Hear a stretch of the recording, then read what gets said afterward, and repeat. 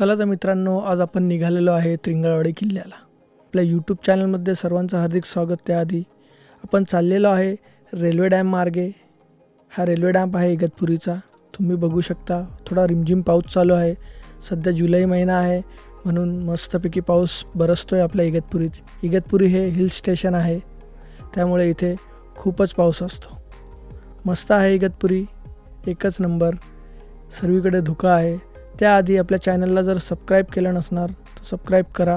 हे आहे आपल्या चॅनलचं नाव, गौरव एक एक्सप्लोरर. आणि बेल आयकॉन देखील दाबा म्हणजे आपल्या नवीन व्हिडिओचं नोटिफिकेशन तुमच्या स्क्रीनवर येईल. आता आपण पुढे जातो आहे. तळ्यापासून रस्ता आहे एक आपल्याला. पुढे जाऊया आपण. पुढे जाताच आपल्याला एक पारदेवी खिंड लागणार आहे. आणि हे बघा, हे पूर्ण हिरवंगार वातावरण. रोडच्या दोन्हीकडे एकदम हिरवंगार वातावरण. आता आपण पारदेवी खिंड चढत आहेत वरती. हे बघा, थोडी चढाई करावं लागेल इथे. इथे रस्ता खूप असा टर्निंग आहे इथे, त्यामुळे तुम्ही येत असाल तर थोडं सावकाश या. रस्ता छोटा आहे, 4 व्हीलर दोन्ही एक वेळेस पास होत नाही. 2 व्हीलर आरामशीर जाता, पण रस्ता वळणावळणाचा आहे एकदमच. टर्न्स खूप आहे. आता आपण तिथून खाली उतरून एक राईट टर्न 10 मिनटानंतर राईट टर्न घ्यावा लागेल आपल्याला. आपण राईट टर्न घेऊन त्रिंगळवाडीच्या दिशेने जाऊया. हा तिथला रस्ता आहे. हे बघा, आपण टर्न घेऊन त्रिंगळवाडीच्या रस्त्याला लागलेलो आहे. असा ब्रिज तुम्हाला लागेल. तुम्ही घोटी मार्गे सुद्धा येऊ शकता, पण तुम्हाला हायवेने यावं लागेल त्या साईडने. आपण चाललेलो आहे इगतपुरीतनं म्हणून आपण आपल्या रेल्वे डॅम मार्गे चाललेलो आहे. आता हा रस्ता देखील थोडा खराब आहे, म्हणजे एवढा नाही खराब. हे बघा, चांगला रस्ता आपल्याला लागलेला आहे. काही ठिकाणी रस्ता खराब आहे, काही ठिकाणी चांगला रस्ता आहे. त्यामुळे आपण गाडी सावकाश चालूया आणि मग निघूया पुढे. काही नाही, आमची स्कूटी आहे. जर बाईक आपण आणली तर आपण चांगल्या पद्धतीने राईड करू शकतो. पूर्ण गाव साईड एरिया ही आहे त्रिंगळवाडी. हे बघा, तुम्हाला लांबूनच दाखवतो आहे. आपण त्रिंगळवाडीत नाही जाणार कारण की बाहेरच्या रस्त्याने आपण चाललेलो आहे. ऑलरेडी थोडं लेट झालं आहे, त्यामुळे आपण त्रिंगळवाडीला कधीतरी जाऊया. नेक्स्ट टाईम तुम्हाला दाखवेल. तर ही लांबूनच त्रिंगळवाडीचं दृश्य बघू शकता. थोडं पुढं जाताच ही लागते निशाणवाडी. म्हणजे त्रिंगळवाडीपासून 3-4 किलोमीटर असेल पुढे निशाणवाडी. ह्या वाडीतून आपल्याला पुढं जायचं आहे. हा पूर्ण आदिवासी एरिया आहे. मला वाटतं इथे एक 50-1 घरं असतील ह्या वाडीत. आणि हे एक खेडगाव आहे म्हणून इथे रस्ता वगैरे छोटा आहे. आणि पुढे रस्ता थोडा चिखलाचा लागला आम्हाला कारण की पाऊस झालेला होता. त्यामुळे आम्ही एक ऑफ राईड म्हणू शकतो आपण, ऑफ रोड बाईक राईड. कारण हा रस्ता बघा, तुम्ही बघू शकता हा रस्ता थोडा चिखलाचाच आहे. तर आमची स्कूटी आहे त्यामुळे स्केट होण्याची भीती आहे. आणि आम्ही हळूहळू चाललो एक 10-15च्या स्पीडनी. तर बाईक स्लोच चालू आहे इकडे यायचं असेल तर पावसाळ्यात. आता थोडं एक 5-6 किलोमीटर पुढे आपल्याला पत्र्याची वाडी लागणार आहे. ही एकदम किल्ल्याच्या पायथ्याशी आहे, डोंगराजवळ.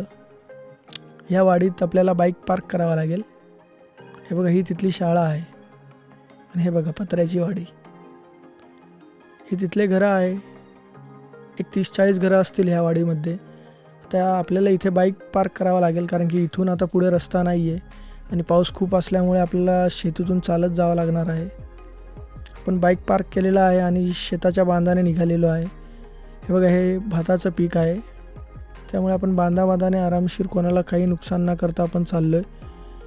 पाऊस असल्यामुळे थोडं पाणी जमलेलं आहे, चिखल आहे. चालायला थोडं प्रॉब्लेम होतो, पण कशी वाट काढत आपण निघालो आहे आपल्या जर्नीकडे. हे बघा, थोडं चिखल आहे त्यामुळे थोडा त्रास होतो आहे चालायला. पण ट्रॅकिंग यालाच म्हणता, कारण की आपल्याला असं डोंगरात फिरण्यासाठी या सर्व गोष्टी कराव्याच लागतात.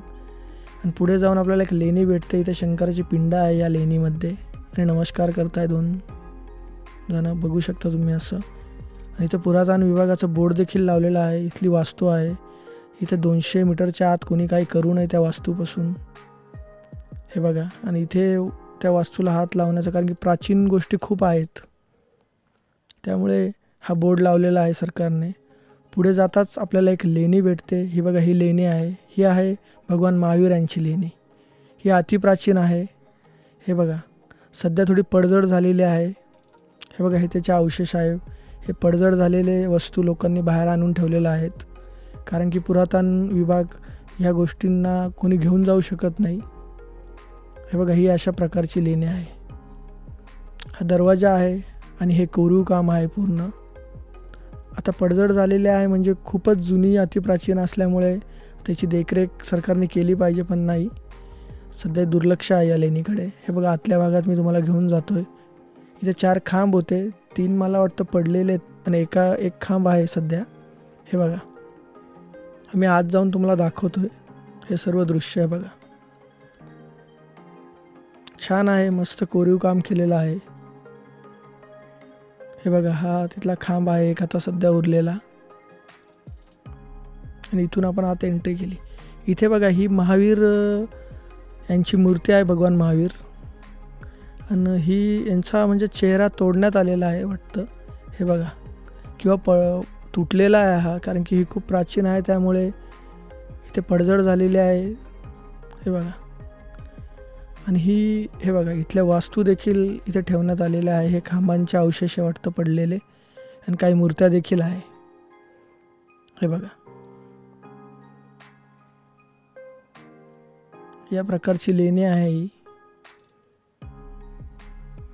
मस्त कोरीव काम केलेलं आहे, आणि म्हणजे हा मोठा हॉल आहे. हा तुम्हाला आतमध्ये जाताच हा हॉल आहे, आणि इथे बसण्यासाठी मला वाटतं पूर्वी केलेलं असेल, कारण की आतमध्ये भगवान महावीर यांची मूर्ती आहे. तर दर्शनाला कोणी आलं तर इथे बसू शकतं.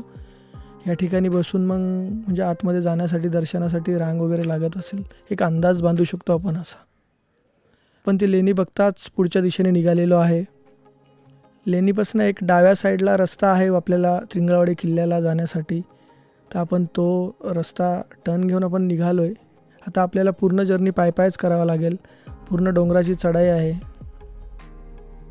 डोंगरावर बघा ही लाल माती आणि चिखल, पण वातावरण एकच नंबर. पूर्ण धुकं आहे, कारण सह्याद्री आहे. सह्याद्रीच्या भेटीला यायचं आणि धुकं नाही अनुभवायचं, ही गोष्ट निराळीच. हे बघा, आता आम्ही वर चाललेलो आहे. हळूहळू आपला प्रवास सुरू आहे.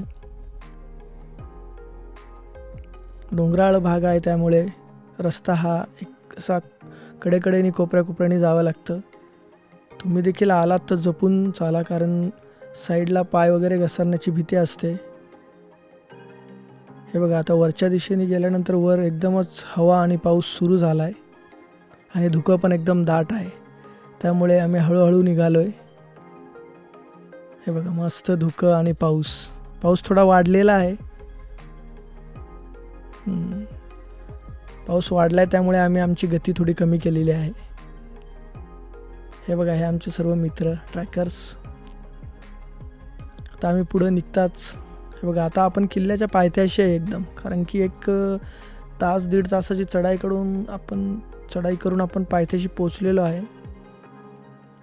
इथे देखील थोडं धुकं आपल्याला जाणवतं आहे, आणि वाट ही छोटी आहे त्यामुळे थोडं चालताना म्हणजे आपण थोडं रिस्की आहे एरिया, तर चालताना तेवढी काळजी घ्यायची सर. पण इथे असेल तर, कारण की साईडला एकदमच दरीसारखं खोल आहे, तर पाय घसरून पडण्याची भीती आहे. पण म्हणजे आहे, वाट चालण्यासारखी आहे, काही प्रॉब्लेम नाही, पण चालू शकतो आरामशीर. आणि पावसाळा असल्यामुळे धुकं आहे त्यामुळे थोडं हळूहळू इथे म्हणजे चालावं लागते. हे बघा, एकदमच दाट धुकं आहे, कारण की आपण किल्ल्याच्या पायथ्याशी आलेलो आहे आता.